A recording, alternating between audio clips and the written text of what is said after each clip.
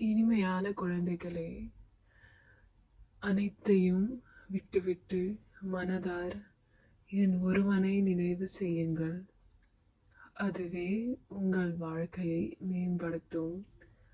பாவ கர்மங்கள் 2500 வருடங்கள் இருக்கும் அனைத்து பாவ கர்மங்களும் விநாசமாகி தூய்மையான குழந்தைகளாக மாறிவிடுவீர்கள்.